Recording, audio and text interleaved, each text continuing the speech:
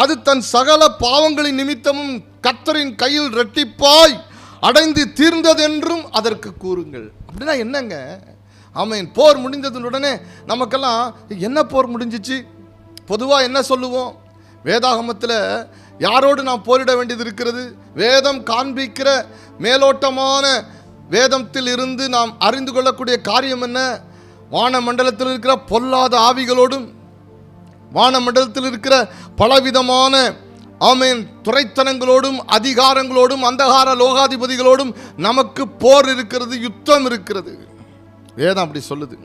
வானமண்டலத்தில் இருக்கிற ஆவிகள் நம்மோடு போராடுது.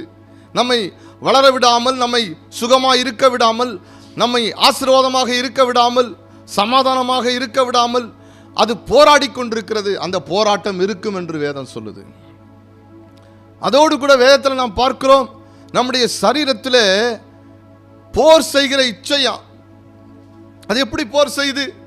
மாமிசம் சொல்லுது, இந்த பாவத்தை செய், இந்த காரியத்தை செய், இந்த அக்கிரமத்தை செய் அப்படின்னு சொல்லி மாமிசம் போராடுதான். ஆவி சொல்லுது, இல்லை, இந்த காரியம் கர்த்தருக்கு பிடிக்காது, இந்த பாவம் கர்த்தருக்கு பிடிக்காது, இந்த செயல் கர்த்தருக்கு பிடிக்காது என்று சொல்லி மாமிசத்துக்கு விரோதமான ஆவியும் ஆவிக்கு விரோதமாக மாமிசமும் ஒன்றை ஒன்று போராடுகிறது. அப்போ மாமிசத்தில் போர் செய்கிற இச்சை என்று வேதாகமத்தில் எழுதப்பட்டிருக்கிறது.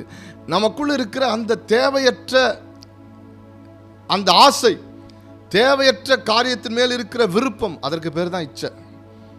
மாமிசத்திலிருந்து அது பாவ இச்சையா இருக்கலாம், அசுத்த இச்சையா இருக்கலாம், அல்லது வேறு விதமாக இருக்கக்கூடிய தவறான அக்கிரமமான காரியங்களின் மேல் இருக்கக்கூடிய விருப்பமாக இருக்கலாம். எதுவாக இருந்தாலும் சரி, அது மாமிசத்திலிருந்து போர் செய்கிறது என்று வேதம் சொல்லுகிறது.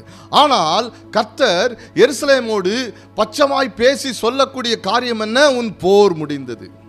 அந்த போர் அசுத்த ஆவிகளோடோ வானமண்டலத்தின் கிரியைகளோடோ அந்தகார லோகாதிபதிகளோட இல்லை, அல்லது சரீரத்திலிருந்து வருகிற மாமிச இச்சையிலிருந்தோ போர் செய்கிற சரீர இச்சைகளில் இருந்து வரக்கூடிய போர் அல்ல.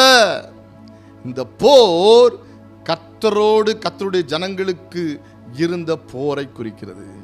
ஆமென். எத்தனை பேருக்கு நான் பேசுறது புரியுது? ஆமென். நல்லா கவனிக்கணும் நீங்க.